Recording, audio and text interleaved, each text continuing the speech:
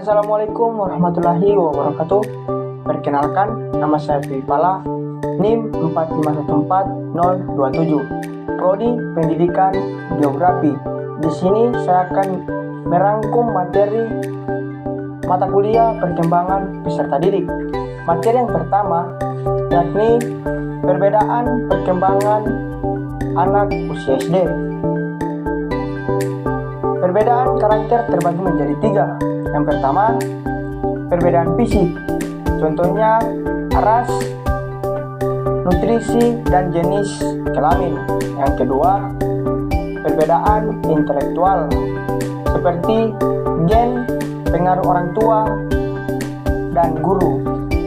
Dan terakhir, yang ketiga, perbedaan moral, seperti lingkungan keluarga dan teman sebaya.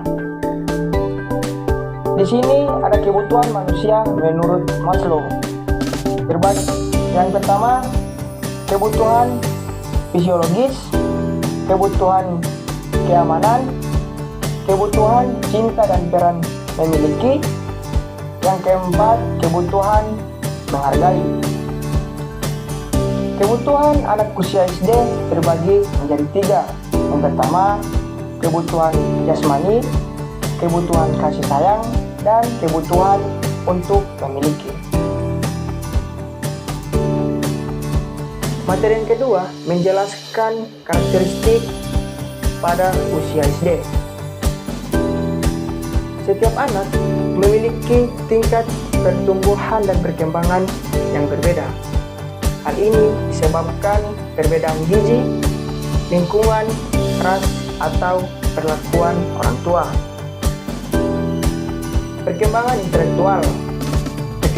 Yang pertama, perkembangan kognitif, berpikir secara logis mengenai sesuatu.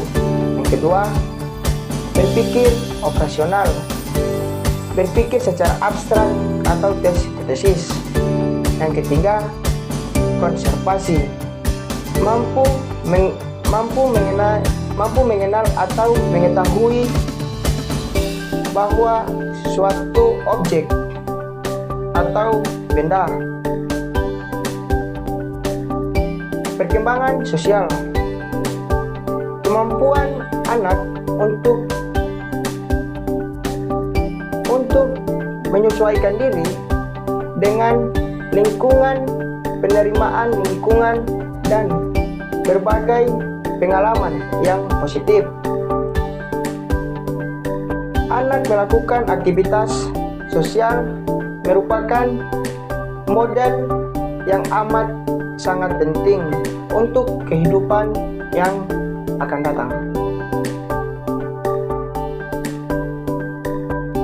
Materi yang ketiga menjelaskan hukum perkembangan.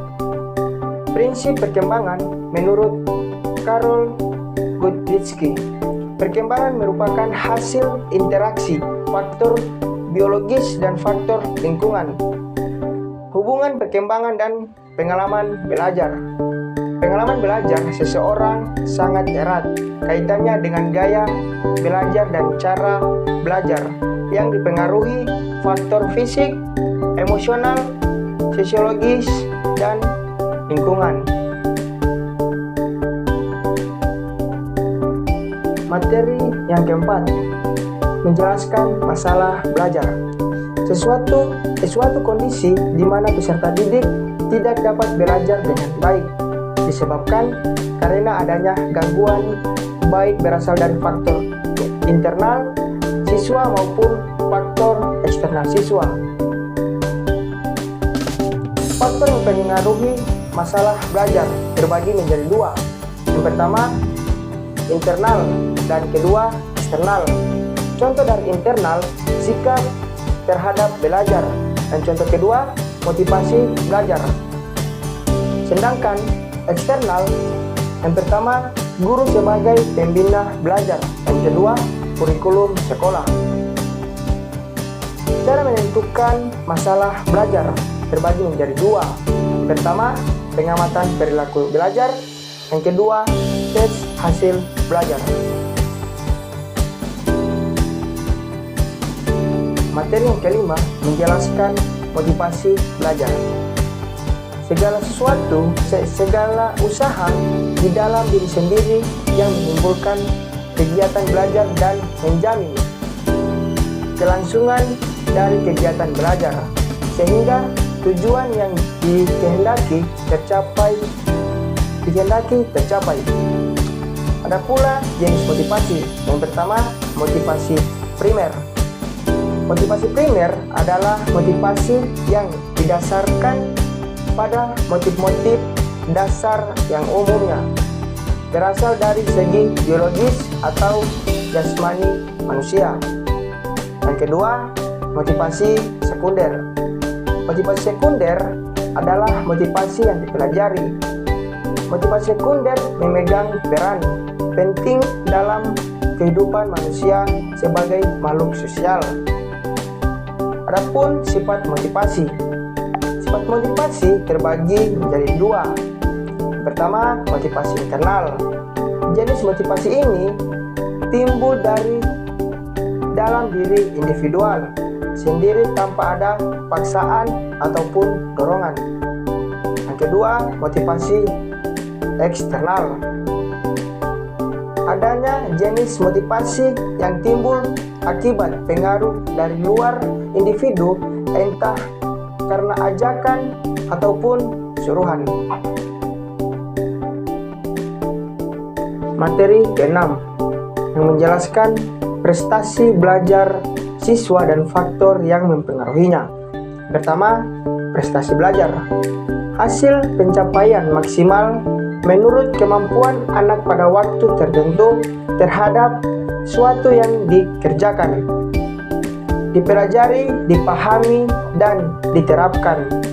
Yang kedua, inteligensi. Suatu kemampuan untuk menerapkan pengetahuan yang sudah ada untuk memecahkan berbagai masalah. Yang ketiga, peran guru dan pengembangan inteligensi.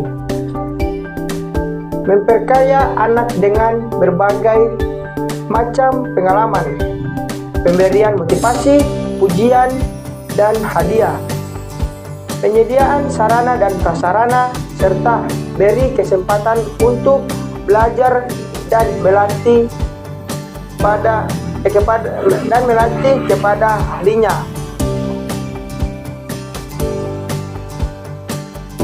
Materi yang ketujuh menjelaskan faktor-faktor yang mempengaruhi belajar siswa. Yang pertama, faktor internal. Faktor internal mencakup sikap terhadap belajar, motivasi belajar, konsentrasi belajar, menggali ahli belajar yang tersimpan, inteligensi dan keberhasilan siswa, kebiasaan belajar, dan cita-cita siswa. Yang kedua, faktor eksternal. Faktor eksternal mencakup guru model pembelajaran, sarana dan prasarana pembelajaran, lingkungan sosial siswa, kurikulum sekolah, faktor keluarga, teman, bergaul, bentuk kehidupan masyarakat.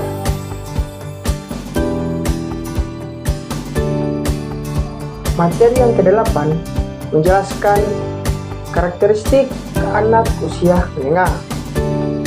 Pertumbuhan fisik terbagi menjadi dua.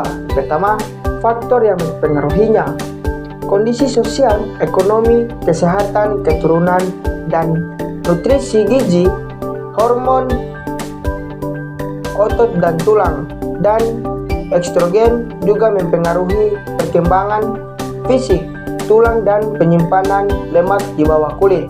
Yang kedua, perkembangan seksual ditandai dengan munculnya ciri-ciri kelamin primer, alat produksi, dan sekunder. Perkembangan intelektual, berpikir operasional, mampu melihat kemungkinan, berpikir ilmiah, memadukan ide-ide logis. Sedangkan yang intelektual memikirkan kemampuan mengingat informasi dan keterampilan memproses informasi. Perbedaan individu atau fisik dan psikis. Yang pertama, fisik, kondisi sosial ekonomi, kesehatan, keturunan, nutrisi, dan gizi. Materi yang ke-9 menjelaskan tentang perkembangan usia dewasa. Ada pula pertumbuhan fisik. Pertumbuhan fisik pada usia dewasa bergantung pada kebiasaan hidup, pola hidup, aktivitas, pemeliharaan kesehatan, kondisi sosial ekonomi, dan nutrisi. Perkembangan moral. Pada perkembangan moral, pada masa dewasa, berlangsung pengalaman moral melalui pengalaman moral atau orang dewasa mengubah pemikiran-pemikiran moral menjadi perbuatan moral. Yang terakhir, karir.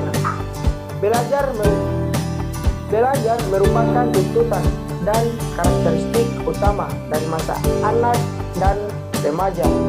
Maka, bekerja merupakan tuntutan dan karakteristik utama di masa depan. Materi yang terakhir, yaitu implikasi karakteristik peserta didik terhadap penyelenggaraan pendidikan. Pertama, karakteristik pembelajaran usia SD. Anak usia SD suka bermain, bergerak, bekerja dalam kelompok, senang melakukan sesuatu secara langsung. Oleh karena itu, guru hendaknya mengembangkan pembelajaran yang mengandung unsur permainan. Karakteristik pembelajaran usia menengah. Mulai muncul ciri pertumbuhan secara primer dan sekunder. Timbulnya keinginan untuk mempelajari bahasa asing. Senang membandingkan nilai, norma dengan pernyataan yang terjadi dalam kehidupan. Reaksi dan emosi masih labil. Ada pula peran guru. Yang pertama, membimbing siswa untuk menyalurkan hobi dan minat siswa melalui kegiatan yang positif. Yang kedua, meningkatkan kerjasama dengan orang tua dan masyarakat untuk mengembangkan potensi siswa. Yang terakhir, menjadi teladan atau contoh, memberikan kesempatan kepada siswa untuk belajar bertanggung jawab. Hanya itu yang saya bisa sampaikan terhadap rangkuman materi mata kuliah perkembangan peserta didik. Mohon maaf bila ada salah kata, tolong dimaafkan. Billahi taufiq wal hidayah. Wassalamualaikum warahmatullahi wabarakatuh.